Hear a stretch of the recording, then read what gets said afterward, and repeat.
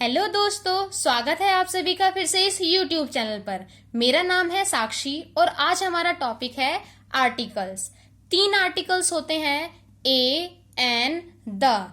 ये एक बहुत ही इंपॉर्टेंट वीडियो है जिसमें हम कई कॉन्सेप्ट के बारे में समझेंगे। सबसे पहले तो हम ये समझेंगे कि 2 तरीके के आर्टिकल्स होते हैं, डेफिनेट आर्टिकल्स, इनडेफिनेट आर्टिकल्स। फिर हम सीखेंगे कहाँ पर ए का प्रयोग किया जाता है और कहाँ पर एन का प्रयोग किया जाता है। फिर हम समझेंगे कि कहाँ पर द को द पढ़ा जाता है और कहाँ पर द को दी की तरह पढ़ा जाता है। ये एक ऐसा कॉन्सेप्ट है जिसके बारे में लोगों को ज्यादातर नहीं पता होता। आर्टिकल्स अभी हमने पढ़ा कौन कौन से होते हैं, a, an, the. Types of articles, 2 तरीके के आर्टिकल्स होते हैं। कौन कौन से? Definite article, indefinite articles. Definite article में क्या आता है? द। और इनडेफिनेट आर्टिकल्स में कौन कौन से आते हैं? ए और एन। इसका मीनिंग क्या होता है? बेसिकली ये किसके लिए यूज होते हैं? एक के लिए यूज होते हैं। इसका मतलब सिंगुलर चीजों के लिए ए और एन का यूज किया जाता है।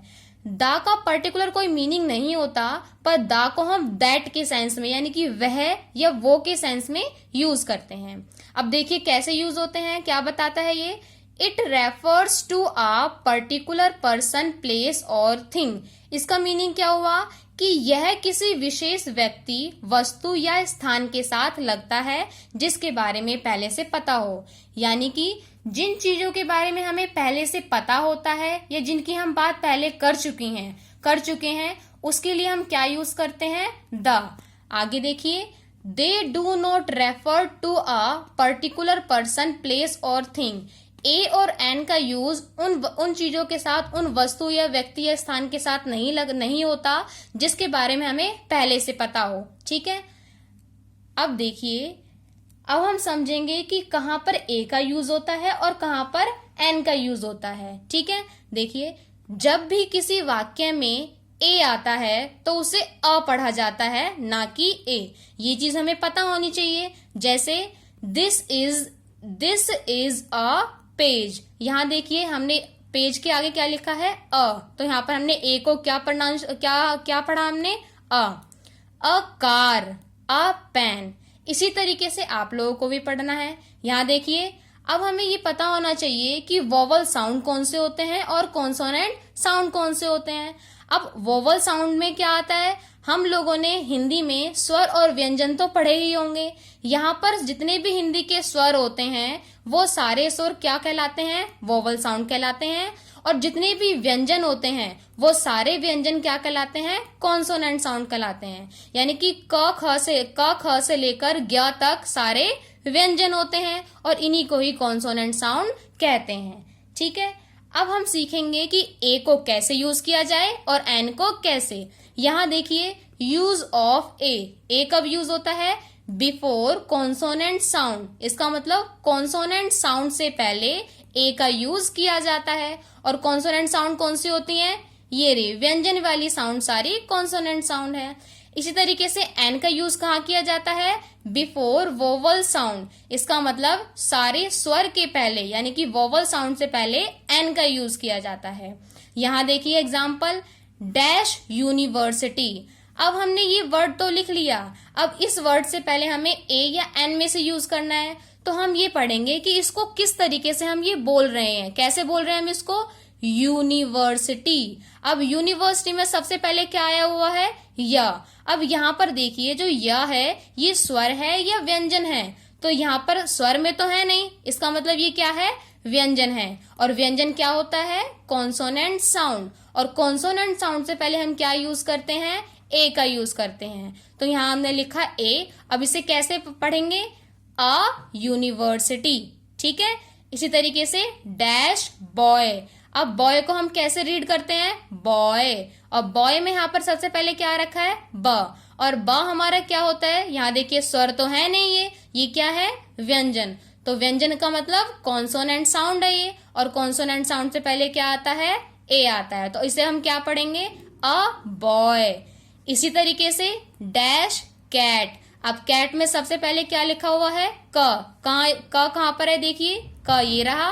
तो क इसका मतलब कॉन्सोनेंट साउंड। और कॉन्सोनेंट साउंड से पहले क्या आता है? ए आता है। तो यहाँ पर हमने लगा दिया ए। तो कैसे रीड करेंगे इसको? A cat. इसी तरीके से यहाँ पे लिखा है डैश ईयर। जब हम इसे रीड करते हैं तो इसे हम पढ़ते हैं ईयर, यानी कि कहाँ से स्टार्ट होता है ये? या से। और या हमारा क्या है? कॉन्सोनेंट साउंड है, और कॉन्सोनेंट साउंड से पहले हम यूज करते हैं ए। तो हमने ईयर से पहले क्या लगा दिया? ए। तो ये क्या बन गया? A year. Dash union bank. अब डैश यूनियन बैंक में यूनियन को हम कैसे प्रोनाउंसिएट कैसे पढ़ते हैं? यूनियन। तो यानी कि क्या लिखा है यहाँ पे सबसे पहले? या।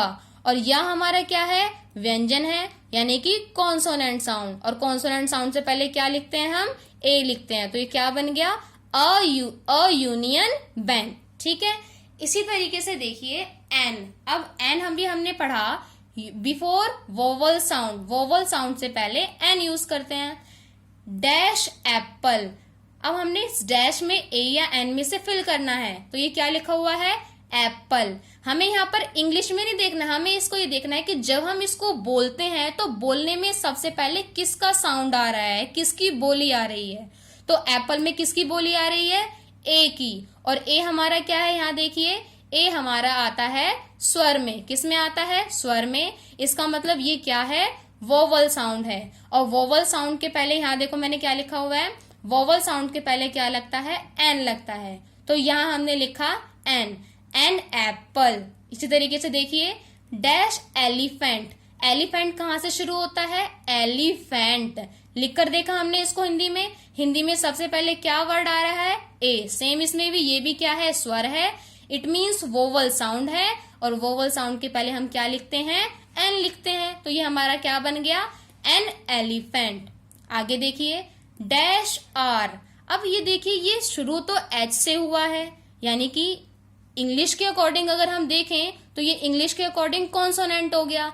लेकिन हमें इंग्लिश के अकॉर्डिंग नहीं देखना, हमें देखना है इसकी उच्चारण, यानी कि इसका किस तरीके से हम इसको पढ़ते हैं। हम कैसे पढ़ते हैं इसको?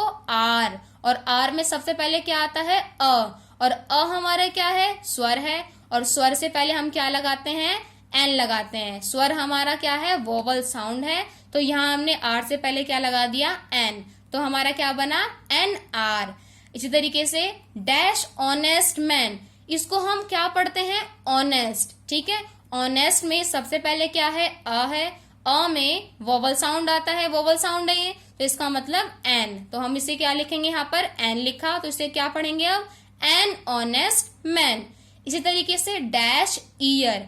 ईयर में देखो सबसे पहले क्या आ रहा है? ई। और ई हमारा क्या है? स्वर है। स्वर यानी कि वोवल साउंड। और वोवल साउंड से पहले क्या आता है? एन आता है। तो एन ईयर।